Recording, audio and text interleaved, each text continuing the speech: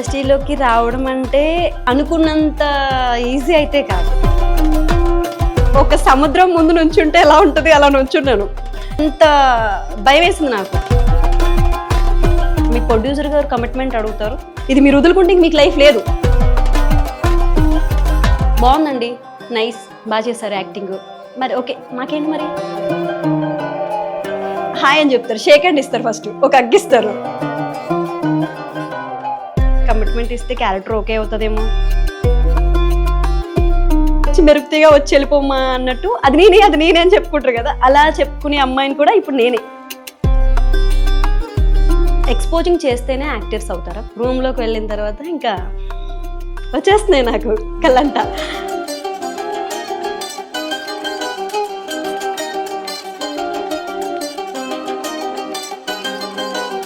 Producer గారు లోపలికి రమ్మన్నారు, రూమ్లోకి వెళ్ళాను.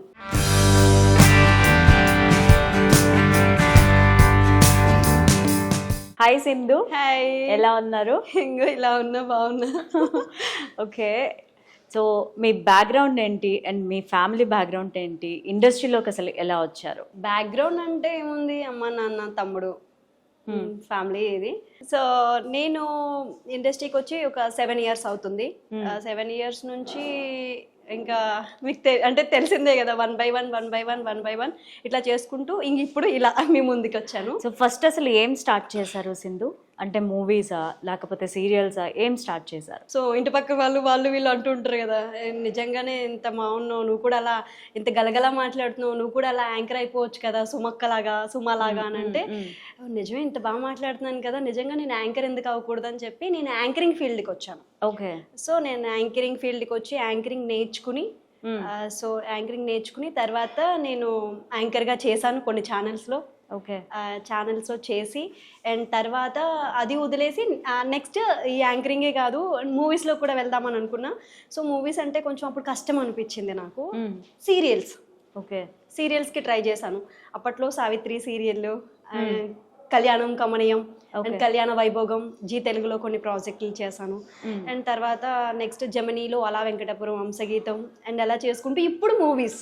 ఓకే, ఇప్పుడు రీసెంట్లీ మిస్టర్ బచ్చన్ మూవీ చేశాను అండ్ అలానే భైరవ మూవీ చేశాను. నెక్స్ట్ వచ్చేసి మన బ్రీత్ మూవీ ఒకటి చేశాను అండ్ రుద్రాక్ష అని ఒక మూవీ చేశాను మెయిన్ లీడ్గా. ఓకే, ఇలా కొన్ని వెబ్ సిరీస్ కొన్ని అండ్ సాంగ్స్ ఆల్ మిక్స్ మాట అన్ని. ఓకే, ప్రైవేట్ సాంగ్స్ అంటే సాంగ్స్ అలా. అండ్ నెక్స్ట్ ఆ యాంకరింగ్ కూడా వదలలేదు, అది కంటిన్యూ చేసుకుంటూ ఈ యాక్టింగ్ చేసుకుంటూ వచ్చానమాట. సో ఇండస్ట్రీలోకి రావడం అనేది చాలా కష్టం కొంతమందికి ఈజీగా అవకాశాలు వచ్చేస్తూ ఉంటాయి.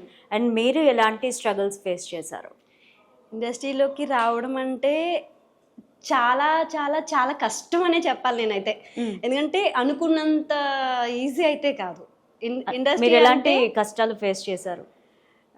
నేను ఇండస్ట్రీ అని అంటే ఎట్లా, నేను అనుకున్నాను బాగానే, నేను మంచి యాక్టర్ అయిపోతాను, ఇలా కళలన్నీ కన్నాను బాగానే. హైదరాబాద్కి వచ్చాను 2018కి. నేను వచ్చి 8 years అవుతుంది ఇప్పటికి. నేను వచ్చినప్పటి నుంచి వచ్చాను కానీ ఇక్కడ ఎవరు తెలీదు, ఏంటి ఎలా, ఏ ఆడిషన్స్కి వెళ్ళాలి, ఎక్కడ వెళ్ళాలి, ఇవన్నీ వన్ బై వన్ వాళ్ళు వీళ్ళు ఫ్రెండ్స్ అండ్ అలా తెలుసుకుంటూ మొత్తం మీద అయితే వచ్చాను. వచ్చి ఒక సముద్రం ముందు నుంచుంటే ఎలా ఉంటుంది అలా నుంచున్నాను. ఆ సముద్రం చూసి ఇందులోకి నేను వెళ్ళాలా ఓకే అంటే అంత భయం వేసింది నాకు. ఒక సముద్రం ముందుకి మనం వెళ్తే ఫస్ట్ టైం వెళ్ళినప్పుడు ఎలా అనిపిస్తుంది? ఎక్సైటింగ్ గా ఉంటుంది ఫస్ట్ అయితే. ముందు భయం వేస్తుంది, ఓకే అంటే ఒక ఆశ్చర్యం కంటే ముందు ఏంటంటే భయం వేస్తుంది, ఇంత ఇది అని చెప్పేసి. తర్వాత దగ్గరికి వెళ్ళేటప్పటికి కొంచెం ఇంట్రెస్ట్, ఇంకొంచెం వెళ్ళాలి. సో అలా నేను వచ్చి చూసేసరికి తెలిసిన వాళ్ళు ఫ్రెండ్స్ కొంచెం సపోర్ట్ చేస్తూ వచ్చారు. అది చేసుకుంటూ షూటింగ్స్కి వెళ్ళాను. చిన్న క్యారెక్టర్స్ అది ఇది అంటే క్యారెక్టర్ ఏదైనా పర్వాలేదండి చేసుకుంటాను, ముందు నా టాలెంట్ చూస్తే రేపు పొద్దున ఇంకొకటి వస్తుంది కదా అని చెప్పేసి వెళ్తూ వచ్చాను. ఇంక షూటింగ్స్కి వెళ్ళిన తర్వాత షూటింగ్సే కంటిన్యూ చేసుకునేటప్పటికి ఇంకా నాకు పేమెంట్స్కి లేట్ అయ్యేది. సినిమా కష్టాలు అంటారు కదా, నేను కూడా అలాంటివి ఫేస్ చేశాను అనమాట.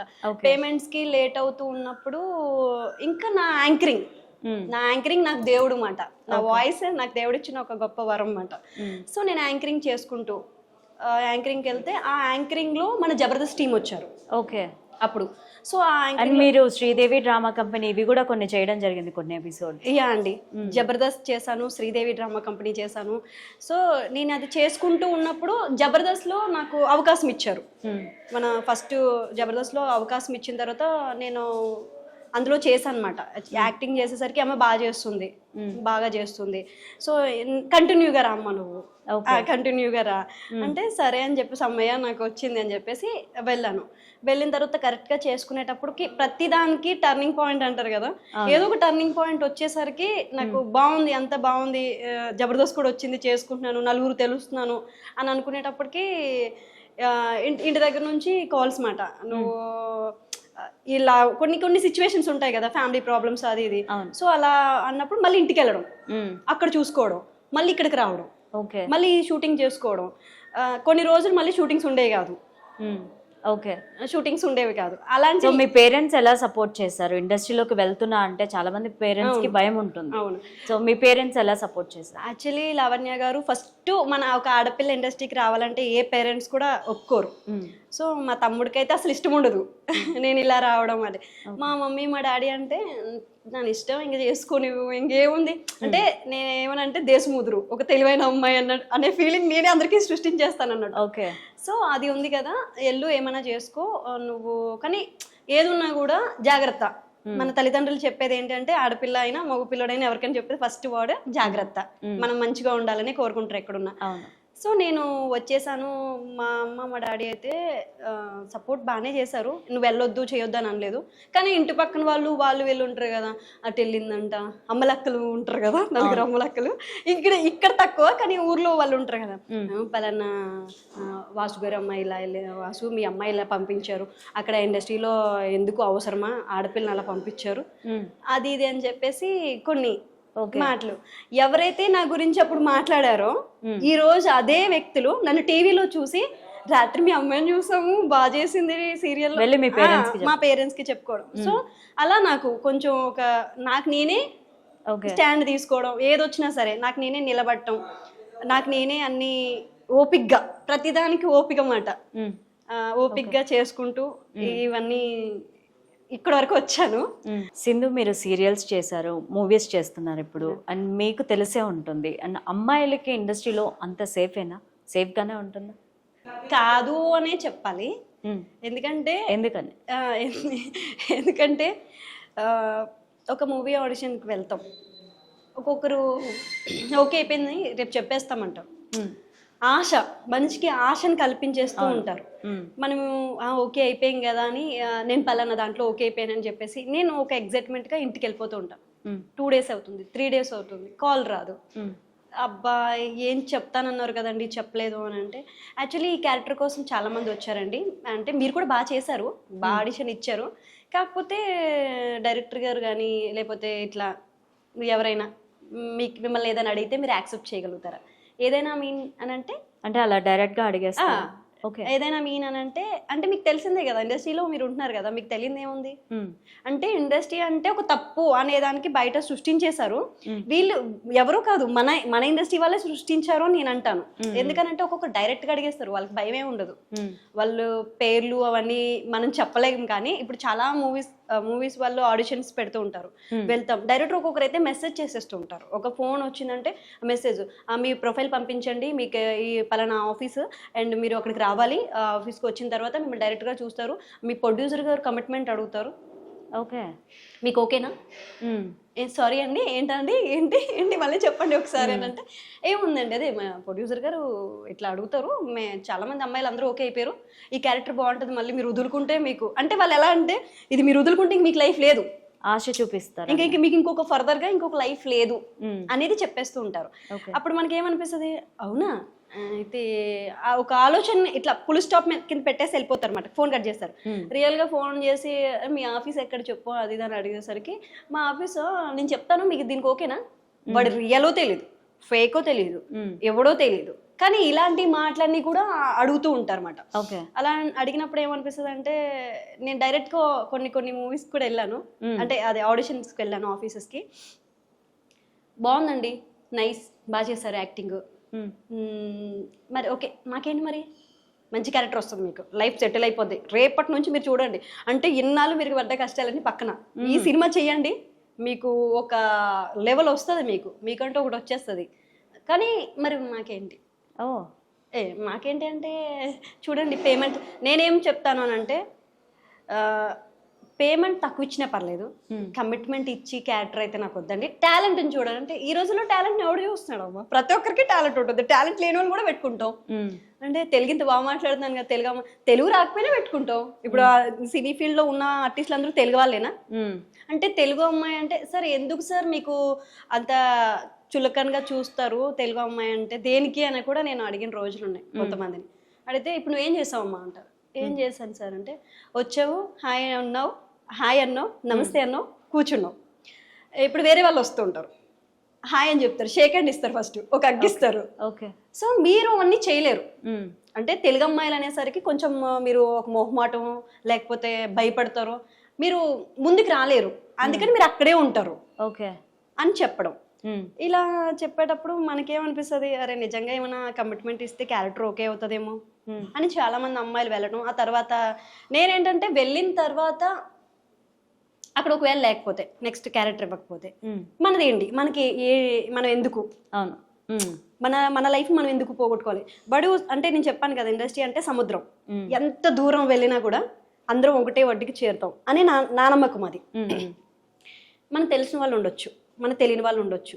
ఇండస్ట్రీలో ఈ అమ్మాయి ఇది అనే చెప్పుకునే పేరు అయితే నాకు వద్దు, అది నాకు వద్దు. ఎందుకంటే తెలిసిన వాళ్ళు చాలా మంది ఉన్నారు నాకు, మా దగ్గర మా ఊరు సైడ్ వాళ్ళు. ఇప్పుడు అమలాపురం అంటే చాలా మంది ఆర్టిస్టులు కానీ అండ్ డైరెక్టర్లు కానీ అందరూ ఆల్మోస్ట్ అటు సైడ్ వాళ్ళు ఎక్కువ మంది ఉన్నారు. సో ఎలా అయినా తెలుస్తుంది, నిజం నిప్పు లాంటిది కదా, ఎంత దాద్దామన్నా తెలిసిపోతుంటది. ఎందుకు వద్దులే ఓన్ టాలెంట్ తో చిన్నగా వచ్చిన ఎన్ని అవకాశాలు వదులుకున్నా, చాలా అవకాశాలు వదులుకున్నానండి, చాలా అంటే చాలా వదులుకున్నాను అనమాట.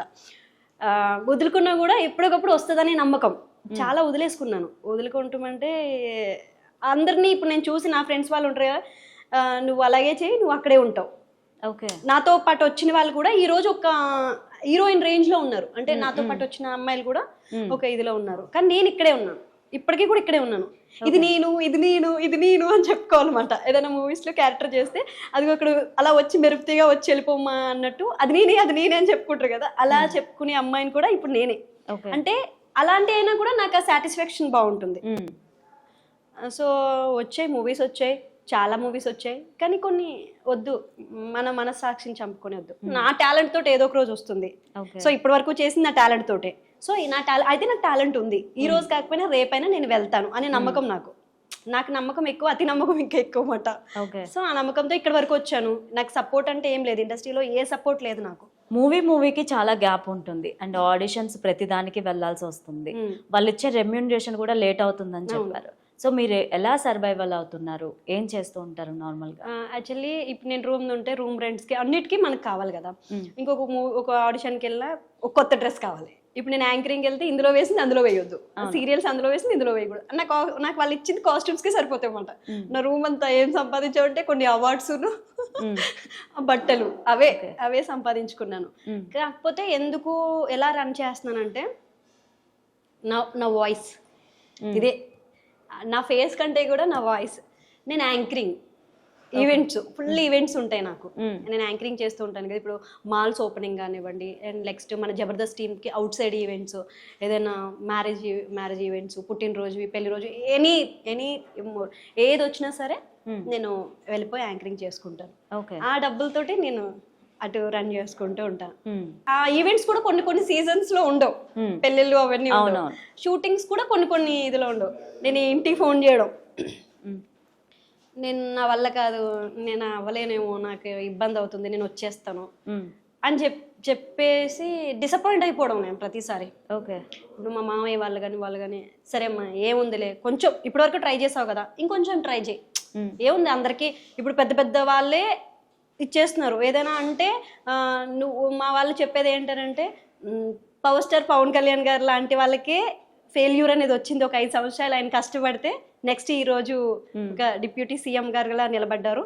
నువ్వు కూడా వస్తే అన్ని ఎదుర్కోవాలి. నీకు ఇష్టమైన ఫేవరెట్ హీరో అంటూ, ఆయన నా గురువు అంటూ, మరి ఆయన చూసైనా సరే నువ్వు ఉండాలి కదా అని నాకు ఇంట్లో వాళ్ళు బాగా, మా మావయ్య గాని మా తమ్ముడు. సో మీ ఫేవరెట్ హీరోని ఎప్పుడన్నా కలిసారా పవన్ కళ్యాణ్ గారు? యా అండి, కలిసాను. నేను మా ఊర్లో అంటే ఫస్ట్ ఎమ్మెల్యే సీట్ ఇచ్చినప్పుడు, అప్పుడు లాస్ట్ పితాని బాలకృష్ణ గారిది, నేను మీటింగ్స్కి తిరిగాను. పవన్ కళ్యాణ్ గారి గురించి మాట్లాడటం కానీ, అప్పుడు ఆఫీస్కి వచ్చినప్పుడు మన అంటే పార్టీ ఆఫీస్ ఓపెనింగ్ వచ్చినప్పుడు నేను కలిసాను, మాట్లాడాను. అండ్ రీసెంట్లీ పిఠాపురం కూడా కొన్ని తిరిగాను అనమాట. అతనికి ఓటేయండి మంచి వ్యక్తి అని చెప్పడానికి, అలా కూడా చేశాను. పవన్ కళ్యాణ్ గారికి సపోర్ట్ చేస్తూ ప్రచారంలో తిరిగాను. ప్రచారం చేశాను. మాట్లాడడం జరిగిందా పవన్ కళ్యాణ్ గారితో? అదే ఈ క్వశ్చన్స్ ఏమైనా అడిగినప్పుడు మాట్లాడాను. స్టార్టింగ్ ఒక 5 years బ్యాక్ మాట్లాడారు. ఓకే. అండ్ ఒక మూవీలో మీకు రోల్ ఉంది అని చెప్పి ఎవరు అప్రోచ్ అవుతారు మిమ్మల్ని ఫస్ట్? స్టార్టింగ్లో అయితే కాస్టింగ్ వాళ్ళు ఎవరైనా మీ ప్రొఫైల్ పంపించండి, వేరే వాళ్ళకి పంపిస్తున్నాం అని చెప్పేవాళ్ళు. ఈ కొంచెం పరిచయాలు పెరిగిన తర్వాత కో-డైరెక్టర్స్, అండ్ కెమెరామ్యాన్స్ తక్కువ, కో-డైరెక్టర్లు కానీ, అండ్ వాళ్ళ తరపు నుంచి ఏడీలు కానీ, అంటే మీకు తెలిసిన అసిస్టెంట్, అంటే ఇంకొకరు ఎవరంటే మేనేజర్స్. నేను ఎక్కడికైనా వెళ్తే ముందు మేనేజర్తో బాగా మాట్లాడటం, ఇలా ఉండడం చూసేసరికి. అంటే వాళ్ళ నుంచి ఎప్పుడు ప్రాబ్లమ్స్ ఏం ఫేస్ చేయలేదు? లేదండి. ఓకే. ఎప్పుడు నేను మేనేజర్ తరఫు నుంచి ఎప్పుడూ లేదు, కెమెరామెన్ తరఫు నుంచి లేదు. కొంతమంది నేను డైరెక్టర్ అది ఇది అని చెప్పుకుంటారు. వాళ్ళు మరి వాళ్ళ మూవీస్ మరి ఎంతవరకు బయటకు వచ్చాయంటే ఇప్పటివరకు కూడా బయటికి రాలేదు. అంటే నేను చెప్పే వాళ్ళు ఉంటారు కదా, మనకి ఇలా అయిపోతుంది, అలా మూవీ తీసేస్తున్నాం అది ఇదని, కానీ వాళ్ళు చెప్తారు వాళ్ళ డబ్బా వాళ్ళే వేసుకుంటారు. అలాంటప్పుడు వాళ్ళు ఫేక్ మాట. అండ్ సింధు ఏదైనా మూవీలో బోల్డ్ క్యారెక్టర్ వచ్చిందా మీకు ఇంతవరకు? ఒకవేళ వస్తే చేస్తారా? యాక్చువల్లీ నేను ఎవరిని ఆదర్శంగా తీసుకుంటాను అని అంటే అలనాటి సావిత్రి గారిని, శ్రీదేవి గారిని, సౌందర్య గారిని, సాయి పల్లవి గారిని, అలానే సింధు కూడా. Almost yes. అంటే ఎక్స్పోజింగ్ చేస్తేనే యాక్టర్స్ అవుతారా? నేను ఒక మూవీ చేస్తాను, ఇలా వచ్చి అలా మెరుపుతీగలా వెళ్ళిపోయినా కూడా కొన్ని రోజులు కష్టపడితే అవకాశం వస్తుందేమో, కానీ ఎక్స్పోజింగ్ చేస్తేనే వస్తుందనంటే, నేను చెప్పాను కదా నేను చిన్న పల్లెటూరు నుంచి వచ్చాను. ఇప్పుడు మనం చేసేస్తాం, కానీ అక్కడ తల్లిదండ్రులు కానివ్వండి, తమ్ముడు కానివ్వండి, మామయ్యలు కానివ్వండి, వీళ్ళందరూ వెళ్ళి సినిమా చూసి వస్తారు.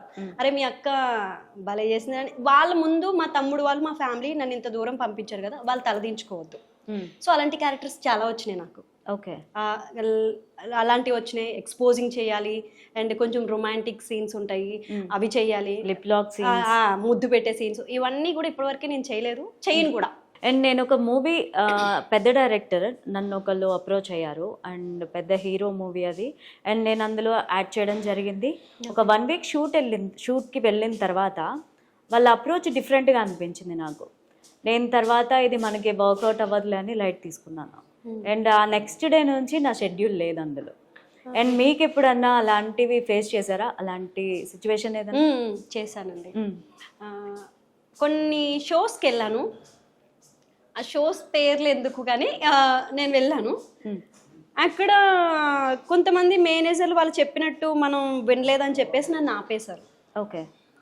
నన్ను ఆపేసేసి నాకు ఈ అమ్మాయి పేరు పెడుతున్నారు, ఈ అమ్మాయి పేరు పెట్టొద్దు నెక్స్ట్ టైం నుంచి, ఈ అమ్మాయి వద్దు, దేనికని అక్కడ పక్కన వాళ్ళు అడుగుతుంటారు కదా, మనకు కొంచెం సపోర్ట్ చేసే వాళ్ళు అడుగుతారు కదా, వద్దురా అమ్మాయి తోటి పెద్ద తలకాయ నొప్పి అంటే, దేనికి తలకాయ నొప్పి అని కూడా అడిగిన వాళ్ళు ఉంటే, డైరెక్టర్లు పెడుతున్నారు అంతా ఓకే, మీకెందుకు అని అంటే మేనేజర్సే ఎందుకు ఆపేస్తున్నారు అని అంటే, అమ్మాయి మనకి దేనికి యూజ్ కాదు, మనం పెట్టుకున్నా, మరి ఇంక మనం ఎందుకు అన్నట్టు. అంటే ఇలా కూడా ఉంటారా మనుషులు? అరే నేను ఇంత కష్టపడి టీవీ షోస్ నేను ఇంత కష్టపడి నేను అన్ని ఒకటి మెట్టు పెట్టుకుని వస్తుంటే ఒకటేసారి వెళ్తున్నాను పైకి అనే ఆశ ఉన్నప్పటికీ కిందకి తోసేయడం. చాలా బాధపడ్డాను, ఏడ్చాను. అరే నేనేం చేశాను వాళ్ళకి, నేనేం చేశాను అని అంటే అడిగాను. చాలా మంది నా ఫ్రెండ్స్ ఉంటారు కదా, వెళ్ళి నేను ఏం చేశానండి, నేను అసలు ఏం చేశానని నన్ను ఆపేశారు అని మా ఫ్రెండ్స్ వాళ్ళకి, అసలు నేను ఏం చేశానే అది ఇది అని అంటే, నువ్వు ఏం చెయ్యట్లేదు, అదే నీ ప్రాబ్లం. వాళ్ళు అనుకున్నట్టు నువ్వు ఏం చెయ్యట్లేదు, అదే ప్రాబ్లం ఇక్కడ ఏం పర్టికులర్గా ఏం కాదు అని అన్నారు. ఓకే. అండ్ బిగ్ బాస్కి ఎప్పుడు ట్రై చేయలేదా మీరు? ఇన్స్టాగ్రామ్లో రీల్స్ అవి పెడుతూ ఉంటారు కదా. యా అండి, బిగ్ బాస్కి అంటే ఏం ఇన్స్టాలో మీకు మంచి ఫాలోవర్స్ ఉన్నారు, నేను చూసాను. ఇన్స్టా బాగానే చేస్తాను ఖాళీ ఉన్నప్పుడల్లా. ఎమ్మి ఇప్పుడు వరకు ట్రై చేయలేదు, అంటే నాకు అంత, ఎందుకంటే నాకు వద్దు అని లేదు, వెళ్ళాలని లేదు, అంటే మనకు వస్తుందా అవకాశం అనే ఫీలింగ్ అనమాట, అంతే. Right Sindhu, thank you so much for coming here. All the best, all the very best. Thank you అండి, thank you so much. And అలానే మీరు కూడా చాలా మంచిగా చెప్పారు, పెద్ద మూవీలో ఇలా అదే ఓపెన్గా చెప్పారు. సో మీరు ఫేస్ చేశారు, నేను ఫేస్ చేశాను. ఎవరికైనా నేను చెప్పేది ఏంటి అని అంటే, అందరూ కూడా హ్యాపీగా కొంచెం ఓపికతో ఉంటే డెఫినెట్లీ మనం విన్ అవుతామని నా నమ్మకం. ఓకే. సో మీకు కూడా చాలా థ్యాంక్స్ అండి. Thank you so much. Thank you అండి.